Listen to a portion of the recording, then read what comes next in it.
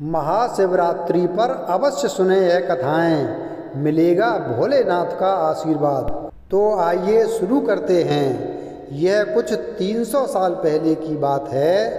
कर्नाटक के सुदूर दक्षिण में अपनी बूढ़ी माँ के साथ एक योगी रहते थे। उनकी माँ काशी जाना चाहती थीं ताकि वह विश्वनाथ जाकर शिव की गोद में प्राण त्याग सके। इसके अलावा उसने अपने जीवन में अपने बेटे से कभी कुछ नहीं मांगा। उसने कहा, मुझे काशी ले चलो, मैं बूढ़ी हो रही हूँ, मैं वहीं जाके मरना चाहती हूँ। योगी ने अपनी बूढ़ी माँ के साथ दक्षिण कर्नाटक के जंगलों से होते हुए काशी के लिए एक लंबी यात्रा शुरू की। वृद्ध होने के कारण उनकी माँ का स्वास्थ्य बिगड़ गया, तो उन्होंने माँ को कंधे पर उठा लिया और जाहिर तौर पर कुछ समय पश्चात वह कमज़ोर महसूस करने लगा। उसके पास शिव से याचना करने के बजाय और कोई चारा नहीं बचा। उन्होंने याचना की, हे शिव, मुझे मेरे इस प्रयास में विफल मत होने देना। बस यही एक चीज़ है जो मेरी माँ ने मुझसे मांगा है। कृपया मुझे इसे पूरा करने दें। मैं इन्हें काशी ले जाना चाहता हूँ। हम वहाँ सिर्फ आप ही के लिए आ रहे हैं। कृपया मुझे ताकत दें। तब जैसे ही उन्होंने चलना शुरू किया तो पीछे से एक घंटी की आवाज़ सुनाई दी, जैसे कोई बैलगाड़ी आ रही हो। उन्हें धुंध से उभरती हुई एक बैलगाड़ी दिखाई दी, जिसे एक बैल खींच रहा था, जो थोड़ा अजीब था, क्योंकि एक बैल वाली बैलगाड़ी छोटे रास्तों के लिए होती है। जब सफ़र लंबा और जंगली इलाके से होते हुए हो तो हमेशा 2 बैल ही गाड़ी को खींचते हैं। पर जब आप थके हों तो ऐसी बारीकियों की किसे परवाह। गाड़ी नज़दीक आई पर वे चालक को नहीं देख पाए, क्योंकि चालक लवादे में था और बाहर धुंधली थी। मेरी माँ बीमार है, क्या हम आपकी खाली गाड़ी में यात्रा कर सकते हैं? उन्होंने कहा। अंदर बैठे व्यक्ति ने सिर हिला के हाँ कहा। वे दोनों गाड़ी में बैठ गए और बैलगाड़ी आगे चलने लगी। कुछ समय बाद योगी का ध्यान इस ओर गया कि जंगली रास्ता होने के बावजूद भी बैलगाड़ी बहुत आसानी से आगे बढ़ रही थी। तब उन्होंने नीचे देखा और पाया कि पहिए घूम नहीं रहे थे, वे रुके हुए थे, पर गाड़ी आगे बढ़ रही थी। तब उन्होंने बैल की तरफ देखा और पाया कि बैल बैठा हुआ था, पर बैलगाड़ी चल रही थी।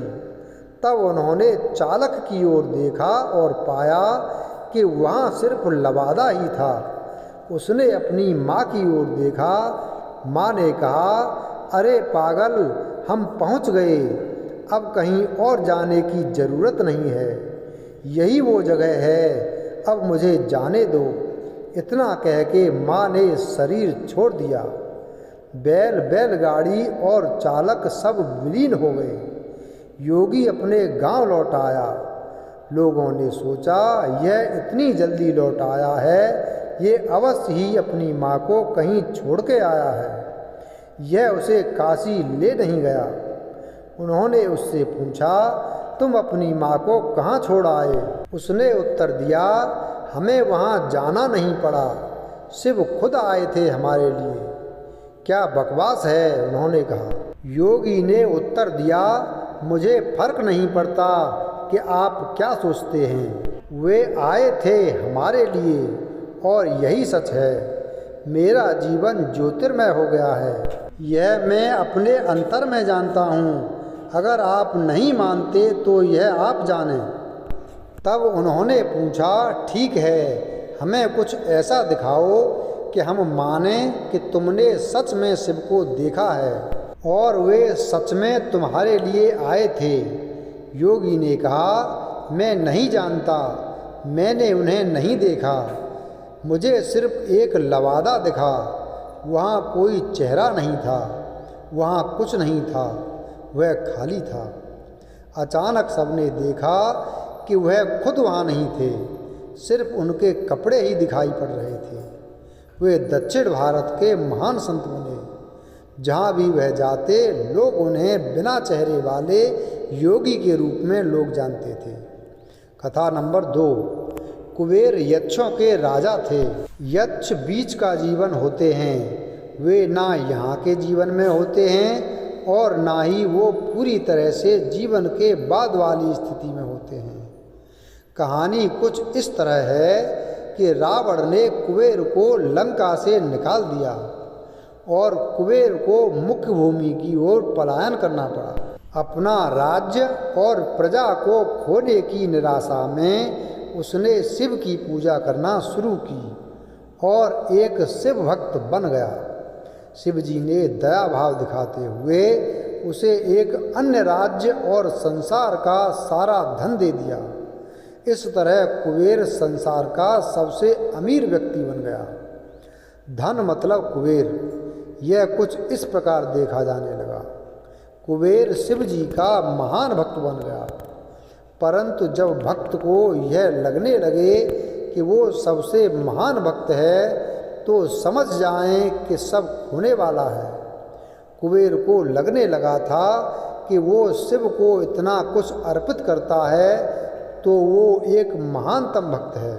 और बेशक शिव जी ने चढ़ावे में से विभूति के अलावा कभी कुछ नहीं छुआ, पर कुबेर खुद को महान समझने लगा, क्योंकि वो शिव जी को इतना कुछ चढ़ावे के रूप में भेंट करता था।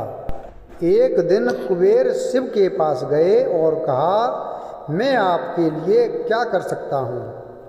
मैं आपके लिए कुछ करना चाहता हूँ। शिव जी ने कहा, तुम मेरे लिए क्या कर सकते हो?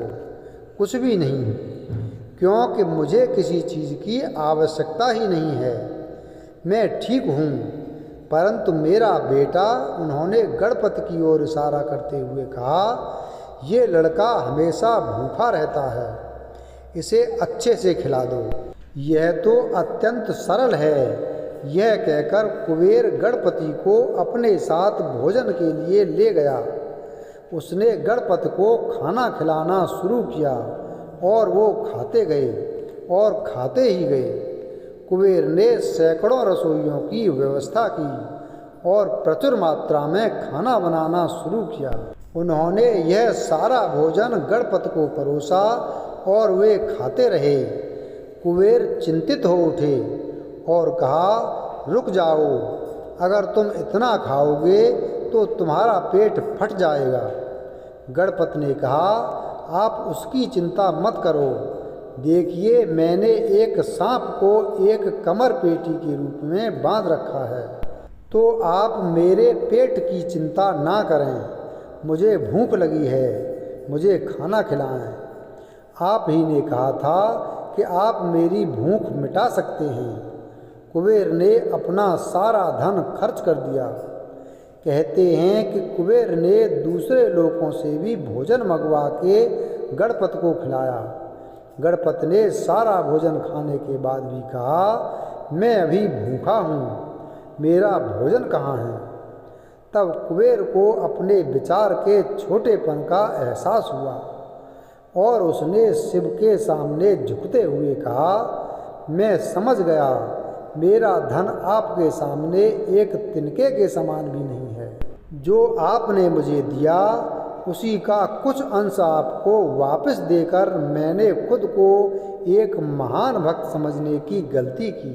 और उस क्षण के बाद उसके जीवन ने एक अलग ही दिशा ले ली। वीडियो अगर पसंद आया हो तो वीडियो को लाइक करें, चैनल को सब्सक्राइब करें और बेल आइकन प्रेस करें। धन्यवाद।